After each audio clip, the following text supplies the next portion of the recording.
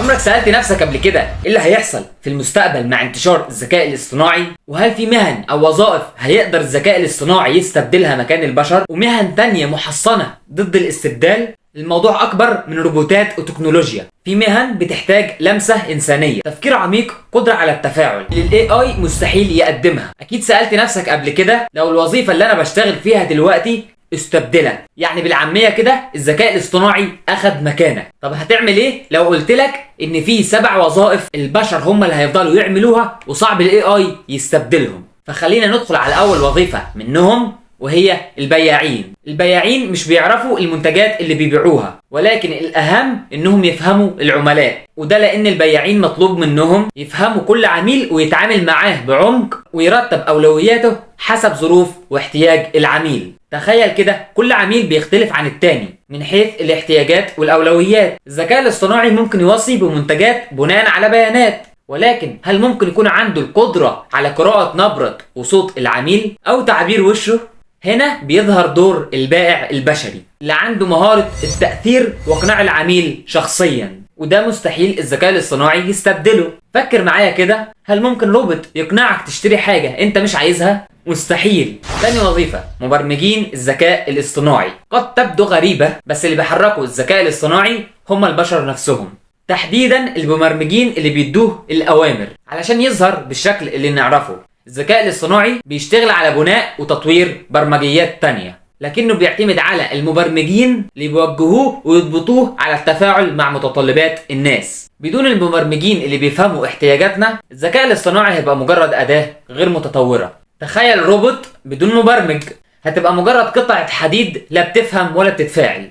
ثالث وظيفة، المهن الإبداعية. الإبداع ده شيء لا يمكن تعلمه ولا يمكن برمجته. المهن الإبداعية زي الفن، الكتابة، التصميم بترتبط بالمشاعر، تعبير شخصي، الخيال.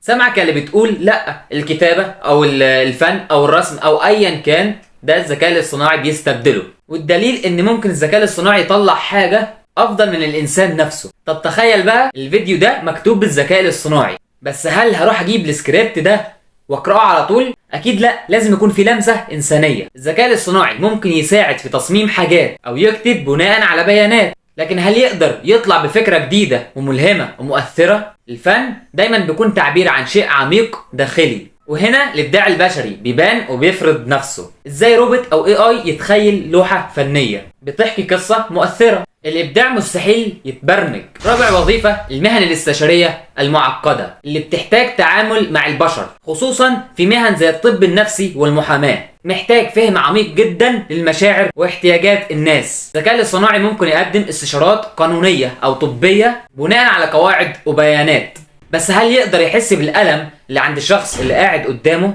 الطبيب النفسي أو المحاماة مش بس بيديه استشارات قانونية أو علاج، ولكن بيكون صديق ومستشار، بيساعد العميل يتخطى أزمات قانونية أو نفسية. هل في روبوت يقدر يحس باللي انت حاسس بيه؟ خامس وظيفة، الأدوار القيادية والإدارية. القيادة مش مجرد توجيه فريق، لكن كمان فهم احتياجات الأفراد وتحفيزهم عشان يحققوا الأهداف. الأدوار القيادية بتحتاج شخص يقدر يوصل للفريق، يفهمهم ويزرع فيهم الروح العالية. الذكاء الاصطناعي ممكن يقدم اقتراحات، لكن القيادة الحقيقية هي مهارة إنسانية خالصة بتحرك القلوب قبل العقول. تقدر تتخيل فريق بيشتغل بحماس تحت قيادة روبوت؟ الوظيفة الثابتة، التعليم والتدريب.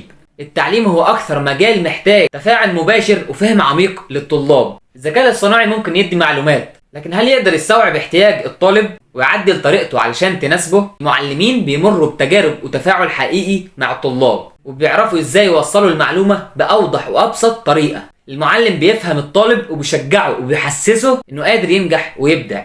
هل الذكاء الاصطناعي يقدر يكون أستاذ بيعرف كل طالب بإمكانياته وقدراته؟ مش محتاجة يعني، طبعا لا. الوظيفة رقم 7، العلاقات العامة وبناء الثقة. أخيرا وليس آخرا، الوظيفة رقم 7، العلاقات العامة وبناء الثقة. العلاقات العامة هي مجال بيبني الثقة بين الناس وبين الشركات وبين الجهات، زي خدمة العملاء، التفاوض، بناء علاقات طويلة الأمد.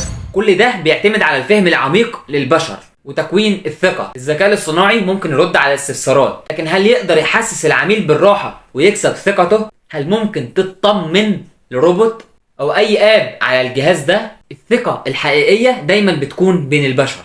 وبكده نكون خلصنا السبع وظائف الاي اي مستحيل يستبدلهم مكان البشر، واللي هم سريعا: اول وظيفة واللي هي البياعين، فن التعامل الشخصي مع العملاء. ثاني وظيفة مبرمجين الذكاء الاصطناعي، هي العقول اللي بتدي الأوامر. الوظيفة الثالثة المهن الإبداعية اللي بتحتاج لمسة إبداعية زي الفن، الكتابة، التصميم. الوظيفة الرابعة المهن الاستشارية المعقدة زي الطب والمحاماة اللي بتحتاج حس إنساني. الوظيفة الخامسة الأدوار الاستشارية والقيادية اللي بتحتاج حس قيادي وفهم للفريق. الوظيفة السادسة التعليم والتدريب اللي بتحتاج تواصل وتفاعل البشر مع البشر. سابع وظيفة العلاقات العامة وبناء الثقة اللي فيها تواصل مع الجمهور.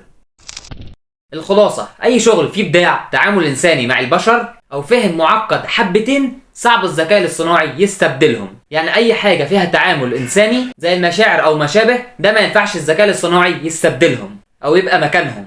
طبعا البرمجة وكل الوظائف دي لازم تبحث عنها، لأني أنا بقولك الوظائف اللي تقدر تشتغل فيها أو الذكاء الاصطناعي مش هيستبدلهم. فكل اللي عليك هتخش على اليوتيوب وتبحث عن مجالات البرمجة وازاي تبدأ فيها وازاي تقدر تطور نفسك فيها وتخليها تساعدك في شغلك. هتلاقي فيديوهات كتيرة جدا لناس عندها خبرة وهيدوك طريق تمشي عليه عشان تتقن اي مجال. وصلنا لفقرة الكوت، والكوت من عندي انا بيقول: شارك الذكاء الاصطناعي، ما تخليهوش يستبدلك. بس كده. لو تعرف او شايف وظائف معينة الذكاء الاصطناعي مستحيل يستبدله، اكتب لي تحت في التعليقات واديني رأيك. هل ممكن فعلا الذكاء الاصطناعي يستبدل اي حاجة؟ اكتب لي رأيك في التعليقات تحت. فده كان فيديو النهاردة، اتمنى الفيديو يكون فرق معاك. لو عجبك الفيديو واستفدت منه شاركه مع اصحابك علشان يستفيدوا هم كمان. اعمل لايك وتعليق علشان يظهر لناس كتير، واكتبوا لي في التعليقات موضوعات او تجارب تانية تحبوا اجربها او اتكلم عنها.